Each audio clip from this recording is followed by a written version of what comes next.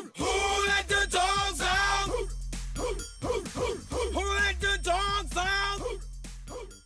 Бебето куче ме хапе по ръцете и не спира и не си знае силата. Един от най-често срещаните проблеми, ако може да го наречем така, когато става въпрос за бебета кучета. Всъщност, хапането при бебетата кучета е много често срещан инстинкт, заложба и рефлекс, който те проявяват както при себеподобните си, така и когато се пренесат в новото семейство с хората. Това е начин на комуникация и е съвсем естествено. Какво да правим? Винаги използваме играчка и пренасочваме това тяхно естествено желание към играчката, а не към нашите ръце. И винаги гледаме колко сила използва кученцето при този тип комуникация с нас и дали това е най-правилната игра, която ние ще му предложим. Винаги има различни игри, които може да степенуваме в зависимост от това колко силно, колко често хапе кученцето или какво ни е приятно на нас и на него. Замислете се веднага колко трябва да позволявате на кученцето си да прави това и кога е време да го пренасочите към по-подходяща игра